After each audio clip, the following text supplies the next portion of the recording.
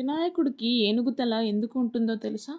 పార్వతీదేవి చందనంతో ఒక పిల్లవాడిని సృష్టించి తాను స్నానం చేసేటప్పుడు ఎవరిని లోపలికి రానివ్వకుండా చూడమని ఆదేశిస్తుంది. అదే సమయానికి శివుడు తిరిగి వచ్చి లోపలికి వెళ్ళడానికి ప్రయత్నిస్తాడు. కానీ ఉమాపుత్రుడు అమ్మకి ఇచ్చిన మాట తప్పకూడదు అని ఆ పరమేశ్వరుణ్ణి కూడా అడ్డుకుంటాడు.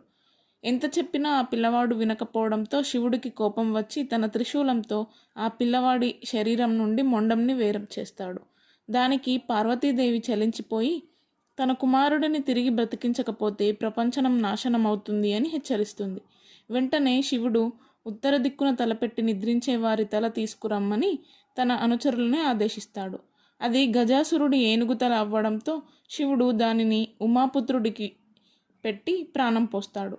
ఆ తరువాత నుండే గణాలకు అధిపతిగా, గణేశుడిగా, విఘ్నేశ్వరుడిగా ప్రథమ పూజలు అర్హుడయ్యాడు వినాయకుడు.